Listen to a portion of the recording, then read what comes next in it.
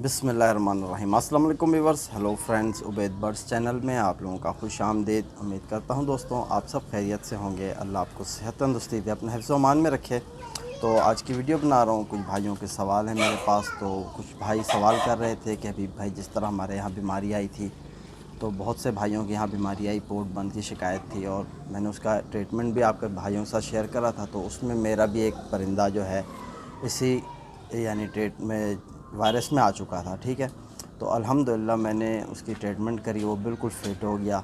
और आपको दिखाता चलूँ तो माशाल्लाह ये वो परिंदा है, आप देख सकते हो। ये मेरे घर का यानी कि रामपुरी और टैडी का बच्चा था, और ये पर पटाई पे था मेरा कबूतर। ठीक है, तो पर बना रहा था, तो अब इसके पर यानी रुक गए हैं। ठीक है, तो ये यानी कि बहुत शदीद इसका पोट बंद था, बिल्कुल दाना नहीं चल रहा था इसका। अल्हम्दुलिल्लाह जो मैंने इस पर ट्रीटमेंट करी, वही ट्रीटमेंट करी जो मैंने आप भाइयों के साथ शेयर करी कि किस तरह मैंने इसको यानी ट्रीटमेंट करा। तो मैंने आपको बताया था कि फ्लैजल सिरप और Panadol liquid, Brufen syrup, Panadol syrup, फ्लैजल syrup और इसका ब्रूफेन जी। ठीक है, तो ये 3 सिरप थे, और साथ ही आपको जो और चीज़ भी बताई थी, मेरे ख़्याल से अब जहन से निकल रही है मेरे। तो अक्सर ये होता है कि ये सारा कुछ है मेरे पास, लेकिन लिखा हुआ सारा बुक में होता है, क्योंकि मैं याद नहीं रखता, अब जहन से निकल जाता है। तो जो ट्रीटमेंट मैं करता हूँ वही ट्रीटमेंट मैंने आपको बताई थी। तो अल्हम्दुलिल्लाह इस परिंदे की मैंने ट्रीटमेंट करी, और बिल्कुल यानी कि ये ऐसा परिंदा था, हो गया था कि तकरीबन समझ लो कि इसने 2 दिन तक कुछ भी खाया नहीं, कुछ भी पिया नहीं। और अल्हम्दुलिल्लाह अब आप देख सकते हो कि मेरे हाथ में फुल एक्टिव परिंदा है, लेकिन ये वीक हो चुका है। इसकी बिल्कुल हड्डी आप देख सकते हो कि बाहर निकल गई है। तो ये यानी कि अब इसको आप कह लोगे सोकड़े में आ चुका है। ठीक है, तो मैं आपको बता दूं कि अब इसका जो आगे ट्रीटमेंट मैंने करनी है, किस तरह करनी है, वो चीज़ आपसे शेयर करूंगा। और बहुत से भाई इसी मसले पर मुझसे पूछ रहे थे कि हबीब भाई हमारे कबूतर में भी यही शिकायत है, जो कबूतर हमारे वायरस से निकल आए हैं, बीमारी से निकल आए हैं बाहर, तो उनको एक दूसरी बीमारी ने यानी अपने दूसरी बीमारी में मुब्तला हो गए हैं। तो अब मैं इसकी जो आगे ट्रीटमेंट करूँगा वो आपको बता रहा हूँ। तो अक्सर आपने देखा होगा कि मैं आपको ये बता दूँ, सिंपल सा आपको बता देता हूँ।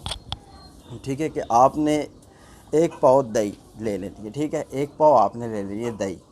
दही का आपने बनाना है पनीर। वो किस तरह बनेगा वो मैं आपको बता दूँ कि आपने दही ले लेनी है, यानी कि 1 पाव दही, 250 ग्राम दही आप लेकर किसी कपड़े में वो डालकर ऊपर से कपड़ा उसका यानी कि गिठान बांध के पुड़िया बना लेनी है दही की। ठीक है, और आपने उसको रात को किसी जगह पे मतलब बेसन में भी हैंग कर लो, ताकि उसके अंदर से जो पानी कतरे कतरे गिरें वो तो जाने दो, नीचे गंदा ना हो जाएगा। तो उसके नीचे कोई बर्तन रख दो, तो रात भर वो वहीं यानी लटकी रहे दही। ठीक है, जब वो दही वहाँ लटकी रहेगी, तो उसके बाद ये होगा कि सुबह जब आप उठोगे यानी 8-10 घंटे के बाद जब आप उसके पास जाओगे, तो बिल्कुल उसके अंदर से पानी नुच चुका होगा, पानी बिल्कुल ख़त्म हो चुका होगा। तो माशाल्लाह परिंदा फ्लाई भी करने लगा है। तो मैं आपको दिखा देता हूँ। तो ये है, आप देख सकते हो, नज़र आ रहा होगा आपको, सामने खड़ा है। तो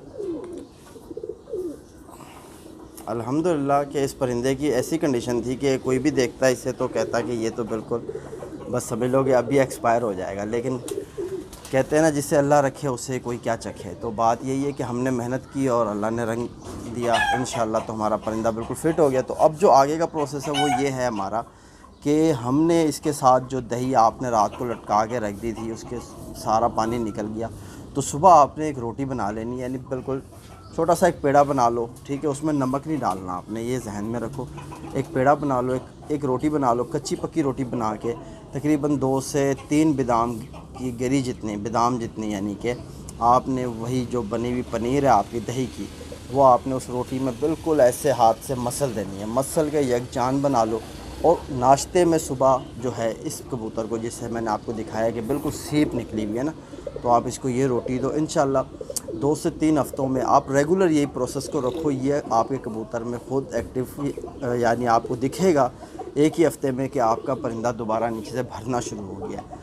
तो ये इंशाल्लाह बहुत बेहतरीन हो जाएगा। तो फिर आपको इसका दोबारा शौक़ कराएंगे। तो ये था इलाज, यानी कि मैंने आपको बताया जिस तरह के सोकड़े में आ गया कबूतर, पोट बंद होने की वजह से जब तक उसका पोर्ट खुलता रहा उसने जिस्म पूरा अपना लूज़ कर दिया। अब वो बिल्कुल सूख चुका है कबूतर, ठीक है। तो अब इसको वापस भरना है, किस तरह भरना है, तो ये जो स्टेप मैंने आपको बताया है ना, ये दी बेस्ट स्टेप है, ये हमारा आजमूदा है, ठीक है।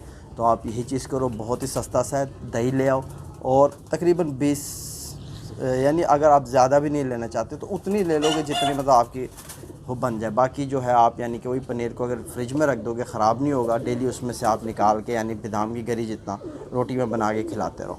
तो फिर इंशाल्लाह एक और भाई थे तो वो डिवर्मिंग का पूछ रहे, तो डिवर्मिंग पे थोड़ी सी बात कर लेते हैं कि आपने कबूतर की देखो डिवर्मिंग है ना, तो वो भी आपको बता दूं कि अक्सर प्रॉब्लम कहाँ होती है। जिस तरह मैंने अभी आपको दिखाया कि हमारे एक कबूतर में यानी ये शिकायत है कि बिल्कुल सीप निकला हुआ, तो ओवर डोज़ अगर डिवर्मिंग में भी आप करोगे ना तो यही कंडीशन हो जाएगी कबूतर की। तो जितनी आपको मैं ऑक्साफेक्स भी आती है डिवर्मिंग के लिए, जेंटल भी आती है, ठीक है। तो एल्बेंडाजोल यानी सबसे मेन चीज़ जो है ना यही चीज़ होनी चाहिए।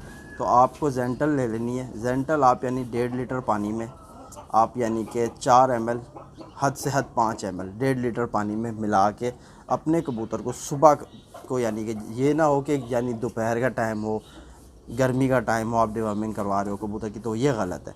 आपने कबूतर को मतलब शाम को दाना दिया, पानी वगैरह पिलाया, खुड्डे में बंद कर दिया। सुबह जब आप कबूतर के पास आए, फ़र्स्ट जो उसको आप पानी दे रहे हो, सुबह तक तकरीबन आपका कबूतर यानी बिल्कुल थोड़ा सा ही उसके जिस्म में दाना रह जाता है पोर्ट में, बाकी ख़त्म हो चुका होता है, हज़म हो चुका होता है। तो ऐसी कंडीशन आपकी कबूतर की हो रही हो, सुबह आप कबूतर के पास आओ तो आकर आप यानी अपने कबूतर को जिस तरह 1.5 लीटर पानी में आपको बताया कि 4 से 5 ml आप ऑक्साफेक्स या आप यानी जेंटल दोनों उसमें यानी कि मिक्स कर दो। मिक्स करके अपने कबूतर को पिला दो, पानी दाना ना दो, तकरीबन कबूतर को छोड़ दो यानी धूप जाल में, या आपके पास छत है तो वहाँ घूमने दो।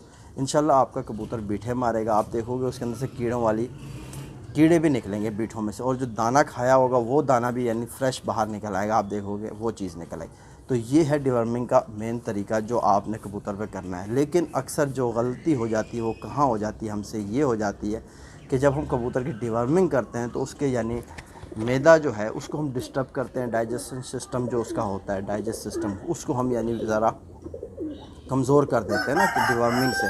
तो फिर हमारा कबूतर यानी कि ये होता है, फिर उसके बाद हम गलतियाँ ये करते हैं, हम सोचते हैं कि यार इसको जो है ना हमने डिवर्मिंग कराई है, हमारा परिंदे का मैदा और हमारा परिंदा बहुत वीक हो चुका है, कमज़ोर हो चुका है, तो हमें इसे यानी देसी घी के भोरे डालने चाहिए, या इसको हम मिक्स दाना दें, या इसको हम चना खिला दें, या फ़लानी चीज़। तो ये सबसे यानी कि गलत स्टेप है, ये आपने नहीं करना है। आपने जब भी कबूतर की डिवर्मिंग करनी है तो आपने कबूतर को जब खाना देना है, जो भी दाना दिया जा रहा है, मैं तो आपको ये रिकमेंड करूँगा कि आप सिर्फ बाजरा ही दो कबूतर को। जब आप डिवर्मिंग करो 2 दिन तक आप कबूतर को बाजरे पे ही रखो और कोई चीज़ ना दो।